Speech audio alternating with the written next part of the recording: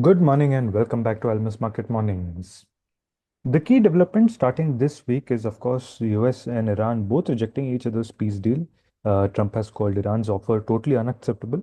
The contents of the deal are disputed, but the Iranian state news updates say it contains proposal to end the war, open Hormuz, and Iranian management of the strait, while also accepting payment by the US for war damages. As of now, things seem to be back to square one as both sides continue to be in a deadlock. Let's understand this more. Good morning, JK. What is your sense? Like, are we back to this stalemate that we have been having for the past few weeks now? And it also doesn't seem that we are any closer to a peace deal. What's your thought? Good morning, Swaraj. If you look at the current state, we are where we were before the ceasefire was announced by US initially for 1 week and then made indefinite. In the meantime, from then till now, what we have seen is lots of headlines and markets reacting to those headlines. And substantially, as we have several times mentioned, there is so much of gap between what US expects and Iran accepts, and similarly what Iran accepts and what is acceptable to US. So that gap is very wide, and that is not really uh, bridgeable. So that is what is keeping this movement on the peace accord postponed. The market now probably stops reacting to the headlines and waits for real development. And so before we can take a call on how things proceed. Right now, we are in a very neutral state where you don't know, even there can be a further escalation or there can be a signing of the deal.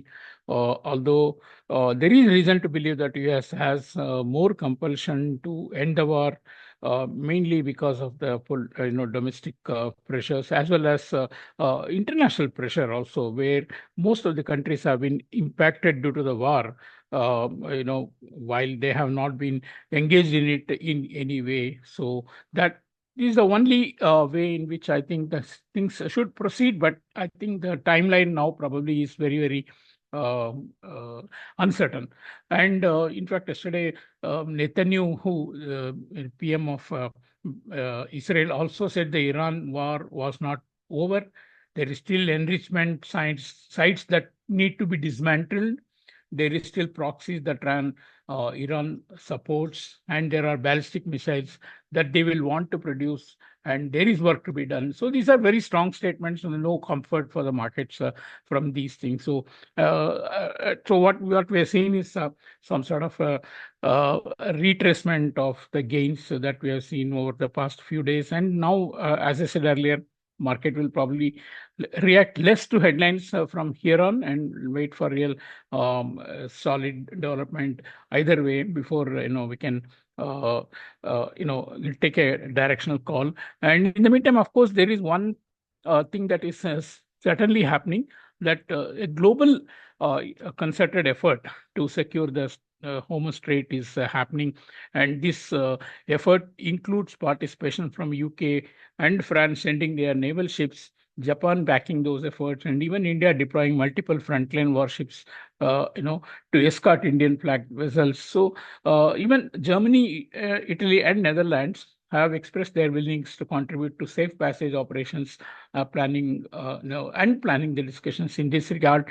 Middle East countries are, of course, supporting these, but they are not directly participating. So I think this is a more uh, realistic development that is happening from the rest of the globe towards securing the strait and freeing the oil flow into the global market. And that is what I would more closely track rather than going by what headlines we see on the uh, on the war being ended, etc.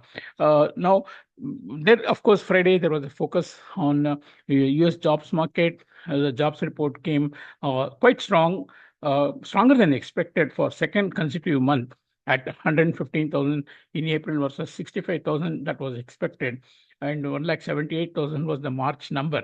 And these, of course, are have to be seen with some sort of a skepticism, because the household survey actually showed there was employment fall by 226,000.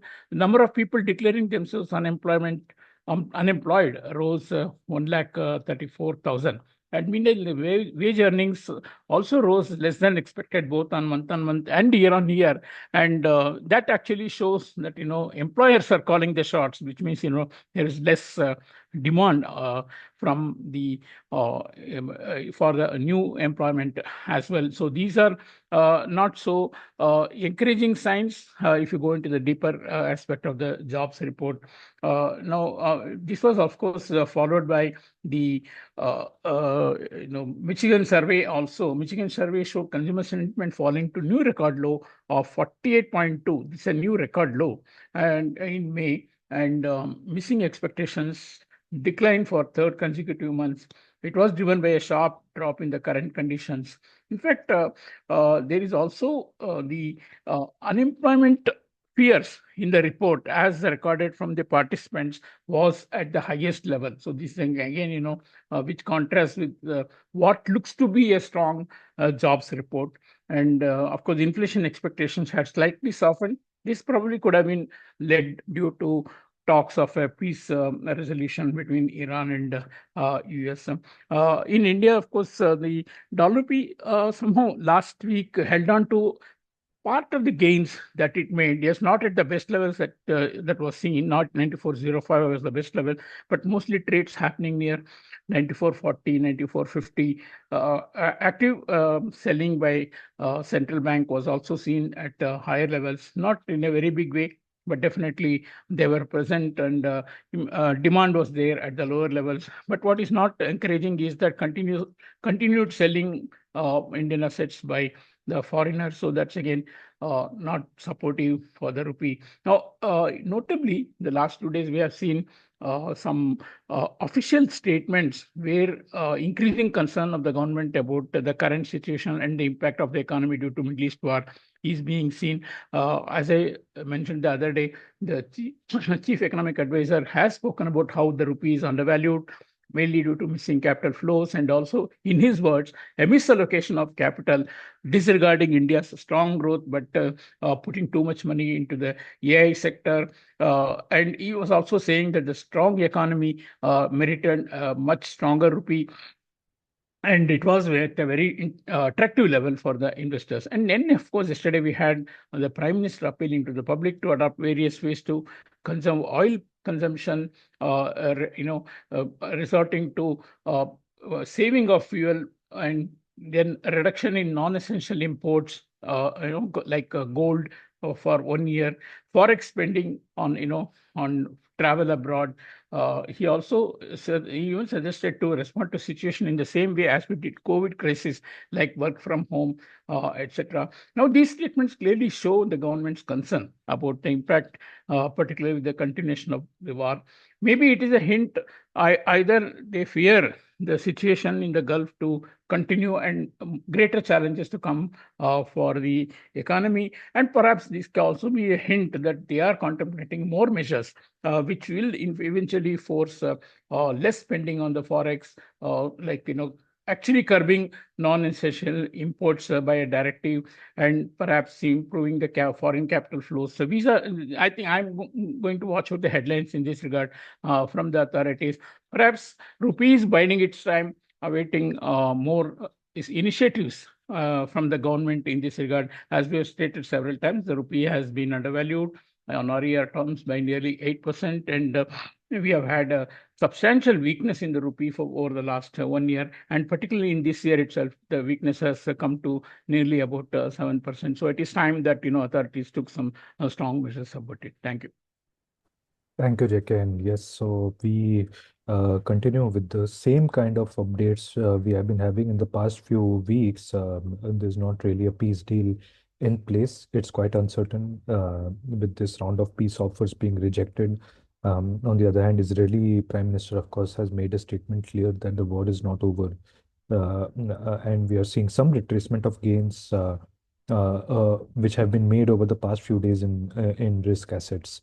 Apart from that, on the domestic markets front, Rupee on Friday held some of its gain, but there has been a continued selling by FIS, which is not an encouraging sign. But interestingly, there is a lot of concern about from the government on the impact of this war. The chief economic advisor, as JK mentioned, has written about Rupee being undervalued.